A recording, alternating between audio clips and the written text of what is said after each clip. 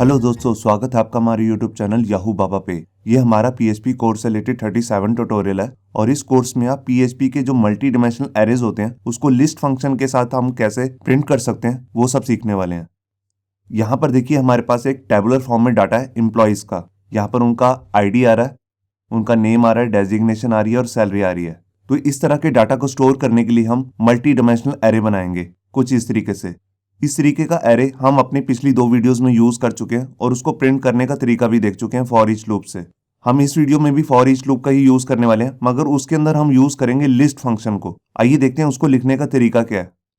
ये देखिए, ये फॉर ईच लूप का एक सिंटेक्स है जिसके अंदर हम लिस्ट फंक्शन को यूज करते हैं। तो यहाँ पर हम फॉर ईच ही लिखेंगे और यहाँ पर हमारा जो वेरिएबल होगा एरे नाम का उसको हम यहाँ पे लिखेंगे। उसके बाद हम यहाँ पे लगाएंगे एज और यहाँ पर हमें यूज करना है लिस्ट फंक्शन।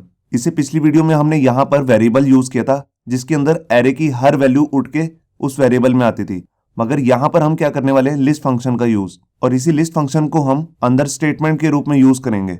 अब क्वेश्चन ये उठता है कि हम इस तरीके का फंक्शन हम क्यों यूज करेंगे। तो इसका एक फायदा होता है सबसे बड़ा, जैसे कि हमने अपनी पिछली 2 वीडियोज में देखा था कि जब भी हम मल्टी डायमेंशनल एरे को प्रिंट कर रहे थे फॉर ईच लूप से, तो वहां पर हम नेस्टेड फॉर लूप का यूज कर रहे थे।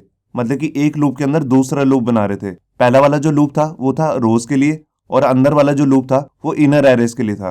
और जब हम यहाँ पर लिस्ट फंक्शन का यूज करते हैं तो हमें नेस्टेड लूप की जरूरत नहीं होती। हम यहाँ पर सिर्फ एक ही लूप से काम चला सकते हैं। आइए मैं आपको उसका एक छोटा सा एग्जाम्पल भी दिखाता हूँ।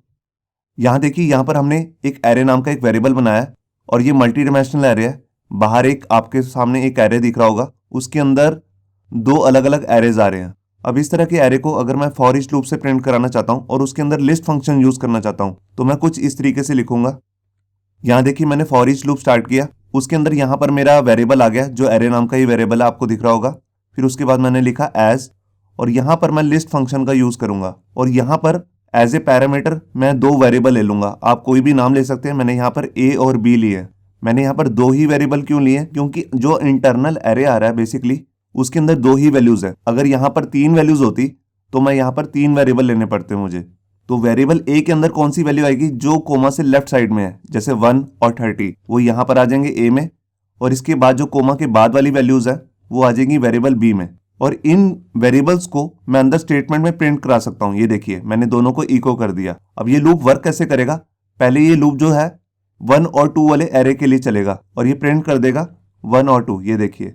उसके बाद दोबारा से ये एरे चलेगा 30 और 40 के लिए, और 30 और जो 40 वैल्यूज हैं वो वेरिएबल ए और बी में आ जाएंगी और उसको भी हम अंदर आकर प्रिंट करा देंगे कुछ इस तरीके से। तो आइए अब देखते हैं प्रैक्टिकली कि हम इस तरीके के लूप को और कॉम्प्लेक्स एरेज के साथ कैसे प्रिंट कर सकते हैं। यहाँ देखिए, HTML के एडिटर में मैंने अपनी एक फाइल ओपन कर ली है array.php और इसके अंदर यहाँ पर मैंने एक एरे बनाया emp नाम का, जिसका मतलब है एम्प्लॉय। और इसके अंदर यहाँ पर एम्प्लॉय की एक डिटेल दे दी है। आप देख रहे हैं ये मल्टी डायमेंशनल एरे है, जैसा हमने अपनी पिछली वीडियो में यूज भी किया था। अब इस तरीके के एरे को मैं फॉर ईच लूप से प्रिंट कराना चाहता हूँ जिसके अंदर मैं लिस्ट फंक्शन का यूज करूंगा। तो आइए देखते हैं उसके लिए हम क्या करेंगे। मैं यहाँ पर सबसे पहले लिखूंगा फॉर ईच और इसके अंदर सबसे पहले मैं अपना वेरिएबल का नाम लूंगा जो मेरा एरे वेरिएबल है emp। उसके बाद मैं लिखूंगा एज और यहाँ पर मैं अपना फंक्शन लगाऊंगा जिसका नाम है लिस्ट।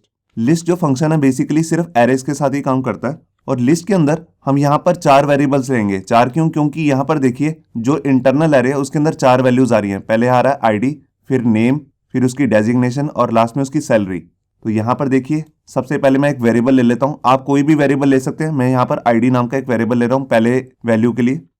ये देखिए, उसके बाद मेरे को यहाँ पे कॉमा लगाना है और दूसरा जो वैल्यू है उसका मतलब है नेम। तो यहाँ पर मैं नेम ही नाम का वेरिएबल ले लेता हूँ जिससे आपको समझना वही आसान रहेगा। और इसके बाद मैं डेजिग्नेशन के लिए डेजिग्नेशन ही लिख लेता हूँ और लास्ट वाली जो हमारी वैल्यू है वो बेसिकली है सैलरी। तो उसके लिए मैं यहाँ पर सैलरी नाम का एक वेरिएबल बना लेता हूँ। ये देखिए, तो लिस्ट के अंदर बेसिकली आपको वेरिएबल्स लेने होते हैं। अब इसके अंदर यहाँ पर आकर मैं कर्ली ब्रेसेस लगा लेता हूँ। अब मैं इस एरे को प्रिंट करूंगा, तो प्रिंट जब मैं करूंगा तो मैं इन्हीं वेरिएबल्स को यूज करूंगा जो मैंने लिस्ट फंक्शन के अंदर बनाए हैं। तो मैंने लिखा इको और यहाँ पर मैं कोट्स के अंदर दिखा देता हूँ इसे, क्योंकि इसके बीच में मेरे को स्पेसेस भी देनी है। तो मैंने पहले लिखा आईडी की वैल्यू को प्रिंट करे स्पेस देके, नेम की वैल्यू को, और ये होगी सैलरी। तो ये हमारा फॉर ईच लूप तैयार हो गया जिसमें मैंने लिस्ट फंक्शन को यूज किया है। तो देखिए, मैंने फाइल को सेव किया यहाँ पे और मैंने यहाँ पर ब्राउज़र ओपन कर लिया और ऊपर देखिए मैंने अपनी यही फाइल ओपन की है। उसके लिए मैंने सबसे पहले लिखा लोकल होस्ट, फिर फोल्डर का नाम और लास्ट में array.php जो हमारी फाइल है।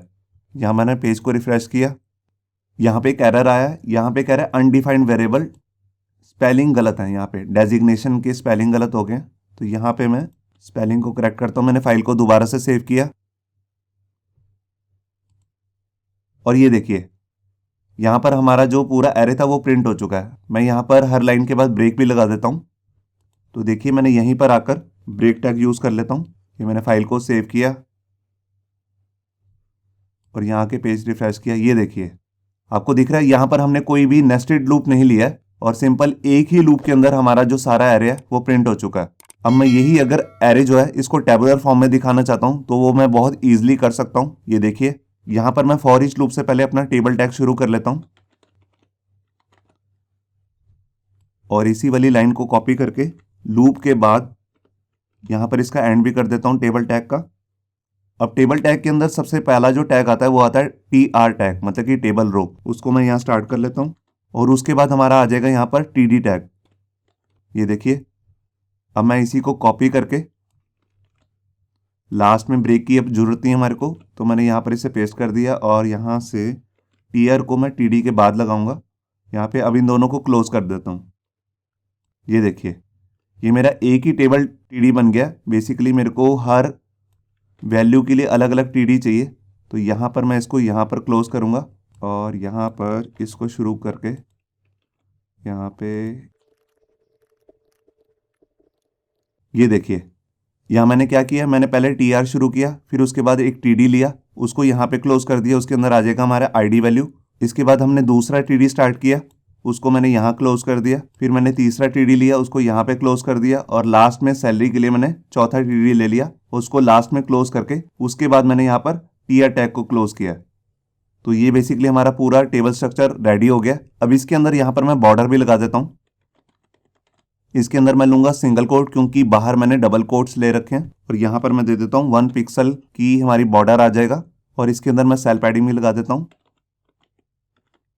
5 पिक्सल की और यहाँ पे सेल स्पेसिंग दे देता हूँ 0। ये देखिए मैंने फाइल को यहाँ पे सेव किया और ये देखिए हमारा जो सारा डाटा है वो एकदम सही टेबुलर फॉर्म में आ रहा है। मैं ऊपर TH टैग वगैरह भी ले सकता हूँ, तो उसके लिए मैं यहाँ पर जो हमारे इन्वर्टेड कोड्स है लूप के बाद ही यहाँ पर मैं TR टैग ले लेता हूँ और उसके अंदर TH टैग डाल दूंगा।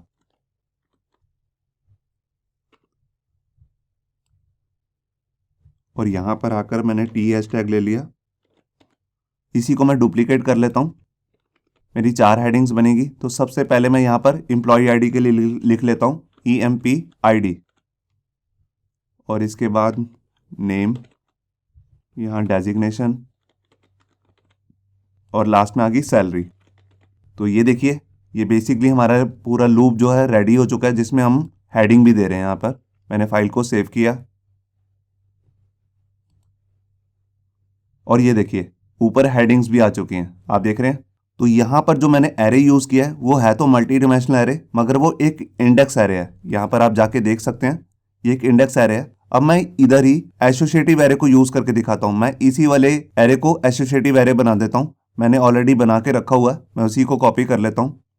यहाँ पर देखिए नोटपैड की फाइल में मैंने ये एरे ऑलरेडी बना के रखा हुआ है, मैं इसी को कॉपी कर लेता हूँ और यहाँ आकर इससे नीचे इसे पेस्ट कर देता हूँ। तो ये बेसिकली सेम ही एरे है जो EMP नाम का मैंने एम्प्लॉय बनाया था एरे, और ये भी EMP है। और ये एरे और इस एरे में सिर्फ यही डिफरेंस है, ये इंडेक्स एरे है और ये एसोसिएटिव एरे है। यहाँ पर हमने हर वैल्यू को एक की दी है, ID, नेम, डेजिग्नेशन, सैलरी। यहाँ देखिए आप देख रहे हैं। अब इस तरह के एरे को अगर मैं फॉर ईच लूप से प्रिंट कराना चाहता हूँ जिसके अंदर मैं लिस्ट फंक्शन का यूज करूंगा, तो वहां पर बस मेरे को एक छोटा सा ही चेंज करना है और वो जो चेंज होगा वो यहाँ पर लिस्ट फंक्शन के अंदर होगा। यहाँ पर एक्चुअल में जो मैंने वेरिएबल्स लिए इसके अंदर तो आ जाएगी उसकी वैल्यूज, मगर यहाँ पर मेरे को की के लिए भी कुछ लिखना पड़ेगा। तो उसको लिखने के लिए मैं यहाँ पर देखिए क्या लिखूंगा, यहाँ मैं इन्वर्टेड कोड्स लगाऊंगा और यहाँ पर की का जो नाम है वो दे दूंगा। तो देखिए एक की का नाम है आईडी, फिर दूसरी का नेम, डेजिग्नेशन और सैलरी।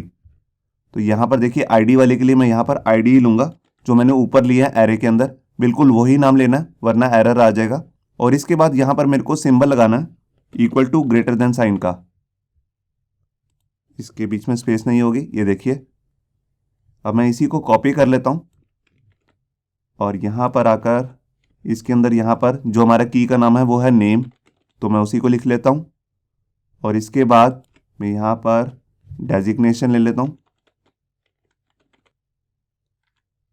और लास्ट में सैलरी के लिए यहाँ मैं सैलरी लिख लेता हूँ। तो ये हमारा फॉर ईच लूप रेडी हो गया। यहाँ पर देखिए सिर्फ इतना ही डिफरेंस था कि यहाँ पर हमारे को की देनी है हर वेरिएबल से पहले, अंदर में कोई भी चेंज नहीं होगा। तो देखिए मैंने यहाँ पर फाइल को सेव किया और यहाँ पर आकर पेज को रिफ्रेश किया, तो ये देखिए हमारा जो लूप है बिल्कुल सही चल रहा है अभी भी। अब मैं यहाँ पर आकर इस एरे में एक वैल्यू और डाल देता हूँ। तो देखिए मैंने इसको कॉपी किया और यहाँ पे कोमा लगा के इसके नीचे मैंने एक एरे को पेस्ट कर दिया और यहाँ पर जस्ट आईडी चेंज किया है मैंने 5 और यहाँ पर नेम चेंज कर देता हूँ जैसे रवि, और ये भी ड्राइवर ही है और इसकी सैलरी में कर देता हूँ 4000। मैंने फाइल को यहाँ पे सेव किया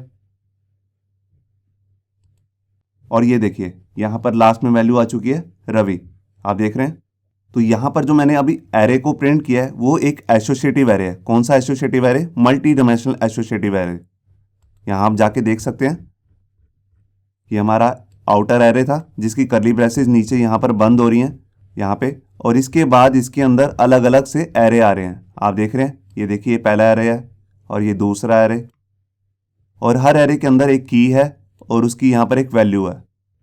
और इस वाले एरे की अब कोई ज़रूरत नहीं है, यहाँ पर मैंने इसको रिमूव कर दिया और फाइल को सेव किया।